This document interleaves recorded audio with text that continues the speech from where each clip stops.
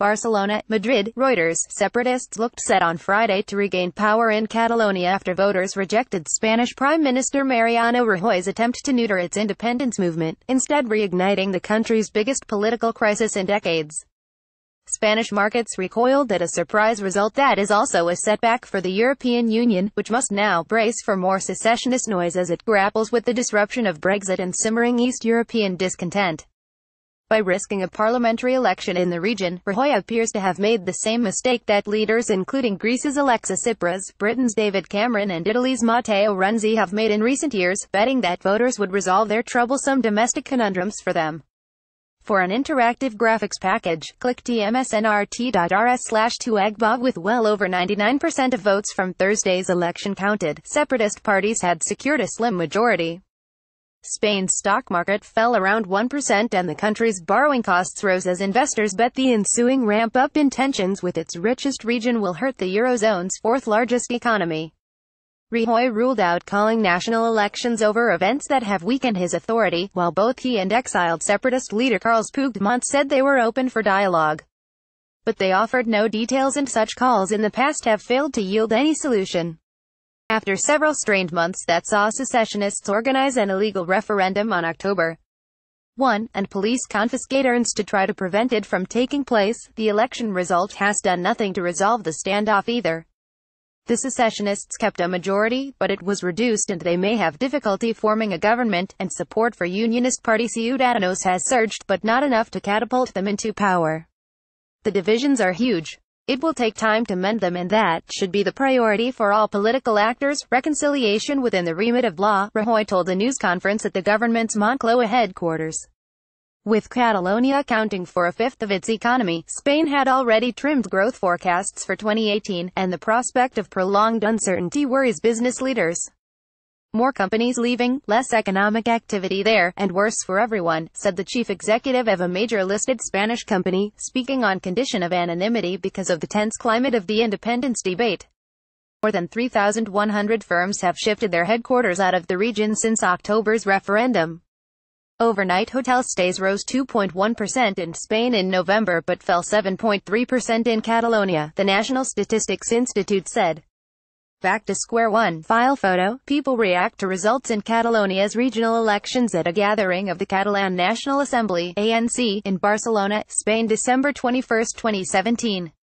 Reuters. Albert Haya. File photo. Rajoy, who called the election after sacking the previous secessionist government, had hoped to mobilize hitherto quiescent supporters of union with Spain and deal separatism a decisive blow. Instead, his own party performed miserably, and the result raises the question of a return to power for Puigdemont, who campaigned from self-imposed exile in Brussels after Rajoy deposed him as Catalan president. Catalonia is back to square one, said Marco Protopapa, an analyst at JP Morgan, forecasting that tensions would quickly return between Madrid and an emboldened pro-independence camp eager to exploit the tactical advantage of a favorable election outcome. While Rajoy dodged questions about whether he would negotiate directly with Puigdemont, the Catalan politician said now was the time for dialogue between the two. "We've at least won the right to be heard," Puigdemont said, adding that he was open to returning to Spain if given guarantees that he could take his position as head of a potential new Catalan government. Currently he faces the prospect of arrest for his role in organizing the banned referendum. Germany, France backed Rajoy when the Catalan parliament declared independence after the referendum. Rajoy invoked constitutional powers to impose direct rule from Madrid. He promised to restore Catalonia's autonomy regardless of the election result, but could reimpose it if a new government again pursued secession. The EU's major powers, Germany and France, have backed his anti-independence stance despite some criticism of his methods at times. Meanwhile, Puigdemont's attempts to gain international support in Brussels have failed so far. He has called the EU a club of decadent countries for declining to mediate a solution. A German government spokeswoman on Friday urged reconciliation in Catalonia, adding that the Spanish constitution would have to be respected. Secessionists say Catalonia pays an unfair share of taxes to Madrid, but investors fear independence would knock the indebted region out of the EU and the Eurozone by default.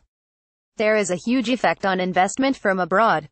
As there's a lack of stability here, people who were investing here are going to other cities and other regions, said Rafael Prisco, commercial director and a real estate agent in central Barcelona that deals mostly with foreign clients.